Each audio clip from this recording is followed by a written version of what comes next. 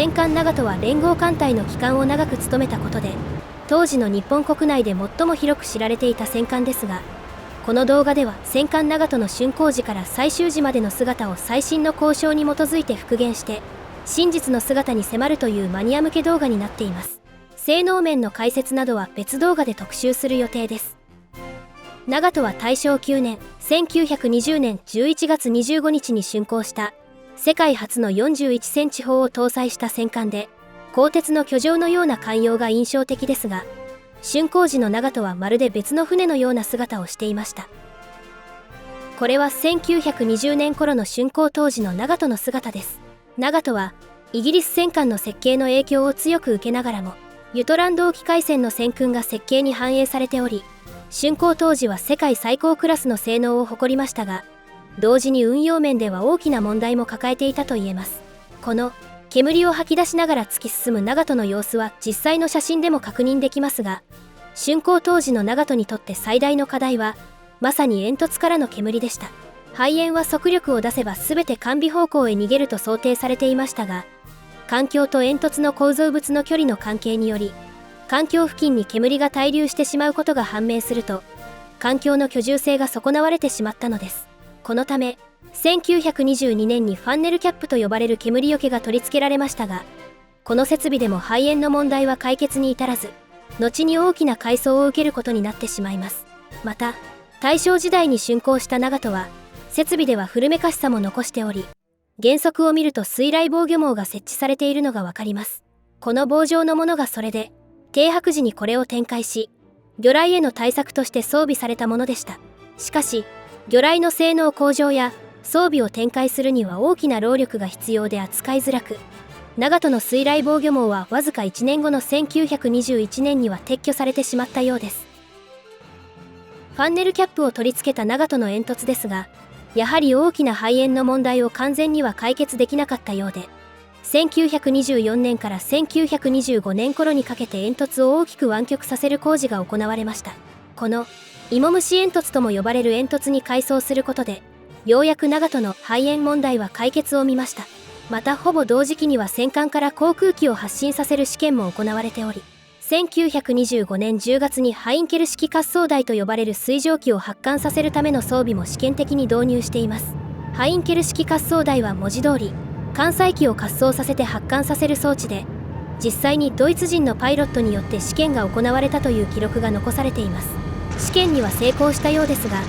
長門の滑走台はあくまでも仮設のためすぐに撤去されてしまいます。後日談としてハインケル式滑走台は巡洋艦古高に正式に搭載されることになりましたが、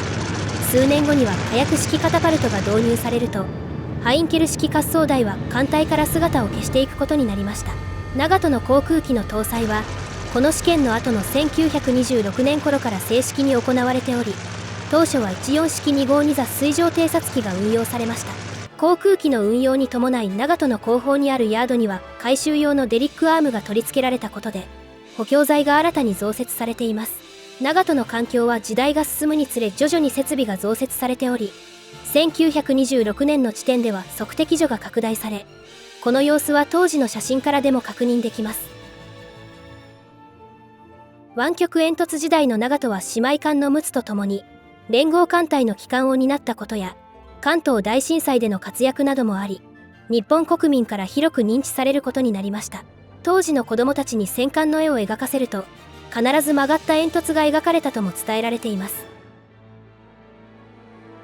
その後、航空機の脅威に対抗するために艦船にも対空兵器の増設が求められたことに加え、満州事変の勃発により軍事費も増加すると、長門の対空兵装は大幅に強化されることになります。1933年の長門はそれまでの8センチ単装広角砲から 12.73 地連装広角砲に換装。さらに機銃も設置されましたが、これはビッカース社製の 40mm 連装機銃で、これら対空用の武装の組み合わせは1930年代後半までの日本戦艦の標準的な装備となりました。さらに両舷には91式降車装置と測距儀を新設しており、徐々に見慣れた長門に近づいている様子も確認できます。また、艦橋も大きな変化を遂げており、大きく張り出した違法建築のような姿になっていることがわかります。これは砲撃距離が長くなったことに伴い、測敵所や見張り所を増設したためです。残念ながら1933年の長門の環境を捉えた写真は調べた限りでは現存しておらず、詳しい形状については推定となっていることに注意してください。これは1925年の長門との環境の比較ですが、だいぶグラマラスなボディになっているのがわかります。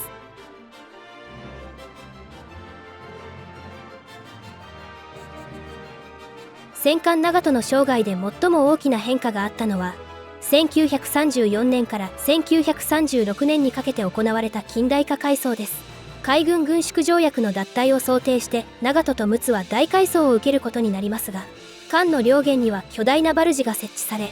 さらに水中弾への抗堪性を高めるために火薬庫などに対しても装甲の強化が行われました。またボイラーの乾燥により重油旋昇艦となり、特徴的な湾曲煙突が1本の煙突に改められています。機関の出力は改装前と変化はありませんでしたが、排水量の増大を伴いながらも速力は1ノット程度の低下にとどまりました。長門は排水量4万トンの大型戦艦となり、同時に竣工時の面影をほとんどなくしたともいえる変貌を遂げますが、1936年時の長門には遮風装置が搭載されておらず、また防空指揮所もこの地点では設置されていないため、環境はどことなくほっそりとした印象を持たれるかもしれません。ただ全体的に装備が一新された反面、航空偽装については1933年と大きな差は見られません。本来ならば航空偽装についてもまとめて改装を受けた方が効率的でしたが、この時期は改装を受ける日本戦艦が多く、米国との戦艦戦力のバランスが崩れることを危惧して、最強の旧世代戦艦でもある長門の工期を短くして、少しでも早く艦隊に復帰させるという意図があったようです。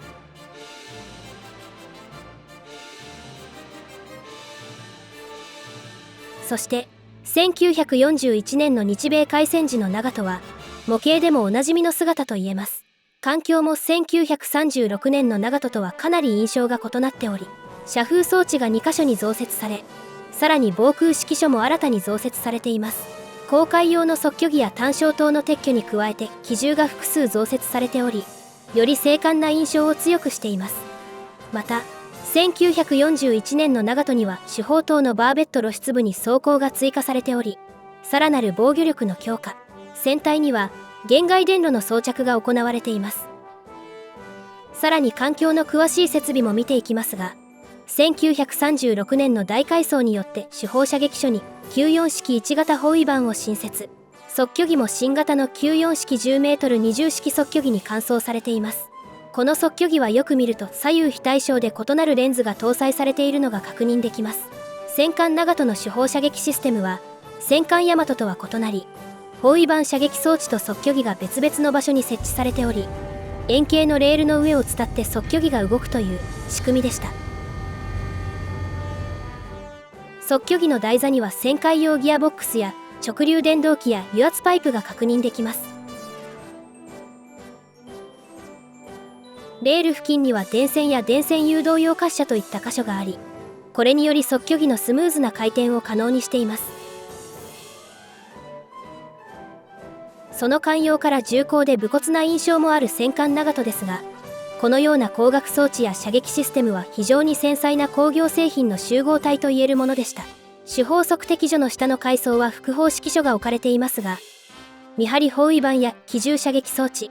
乙型変距離率板、観測鏡、単焦灯管制器、副砲用測敵板、変距率板、測敵板などが存在しています。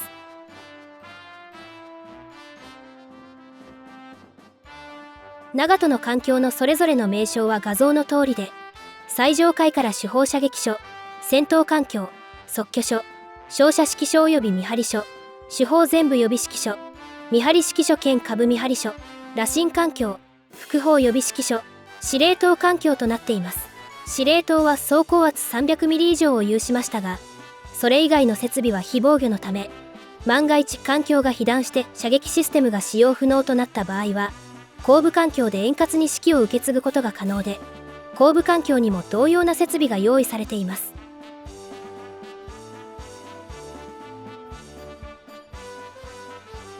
また1936年では未完だった航空偽装は1938年には工事が完了しており、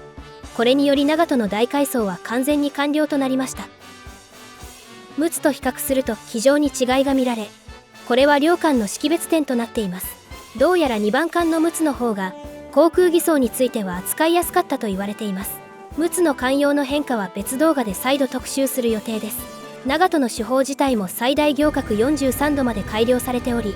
弾丸定数の増加や装填時間の短縮も実現しています。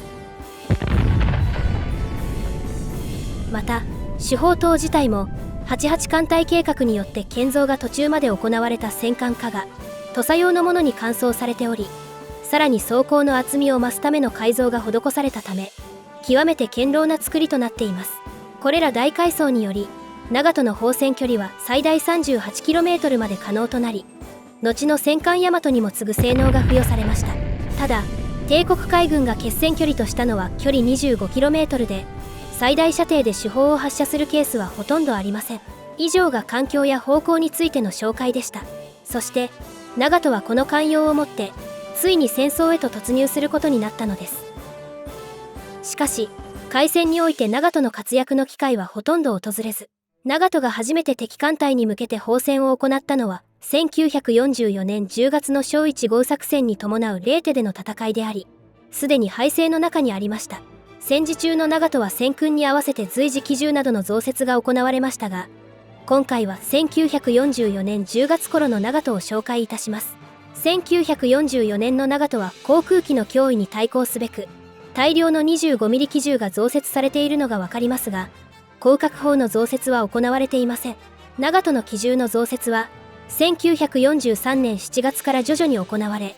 マリアナ沖海戦で大きく増加。レーテ湾突入時には 25mm3 連装機銃14機、連装機銃が10機、単装機銃30機が搭載されていたようです。レーダーとしては215号電弾や135号電弾がマリアナ沖海戦時には増設されたものの、艦用のそれ自体に大きな変化はなく、長門は大戦末期に至るまで大きく姿を変えなかった艦と言えます。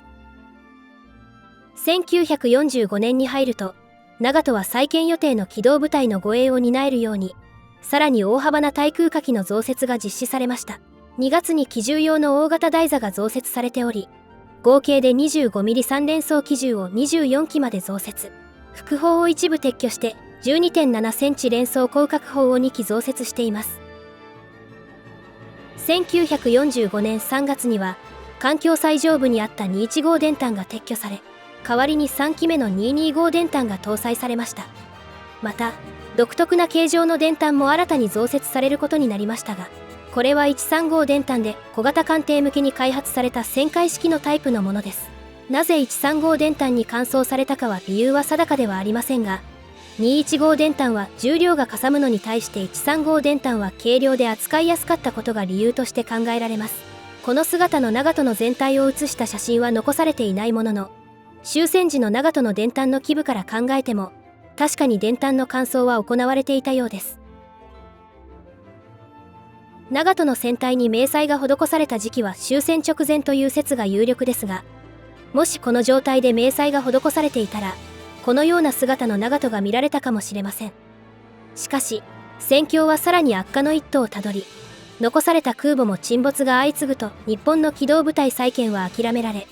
長門の空母護衛艦化も完全に中止。1945年2月下旬には警備艦に指定されます。1945年6月には長門は特殊警備艦に類別されると戦艦としての運用も諦められ、本土決戦に備えて浮き砲台としての運用が想定されることになります。この決定に従い、空からの視認性を下げるために後部マストや煙突を切断。さらに戦艦としては重要な設備である包囲板も撤去されてしまいます。また6月中に全ての副砲やカタパルトも撤去され、それから順次機銃も陸地に引き上げられることになりました。なお撤去された副砲や広角砲は首都防衛のために陸上に再配置され、撤去された包囲板によって陸上から射撃式を行う計画だったようです。長門は1945年7月18日には3発の爆弾を受けると、1発は艦橋付近に命中、艦橋要員35名の戦死者を出してしまいます。その後残されたわずかな機銃もほとんど撤去されると、長門は中破判定を受けた非常に痛々しい姿で終戦を迎えることになりました。その後長門はアメリカ軍に接収されると、クロスロード作戦の原爆実験に使用された後に4日も持ちこたえ、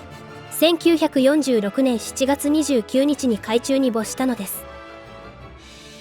最後までご視聴いただきまして誠にありがとうございました。本日は竣工時から最終時の長田の最新の交渉をお届けしていきましたが、この部分は違うんじゃないかといったご意見もいただけますと今後の作品に反映できるかと思います。ここからはしばらくの間は以前投稿いたしました戦艦12隻の竣工時から最終時の姿を復元していくというね、マニア向け動画がね、増えることになるかもしれませんけれども、ご了承いただけますと幸いです。それでは皆様、高評価やチャンネルの登録もよろしくお願いいたします。それでは皆様、次の動画でお会いいたしましょう。せいねさん、さよなら。バイバイ。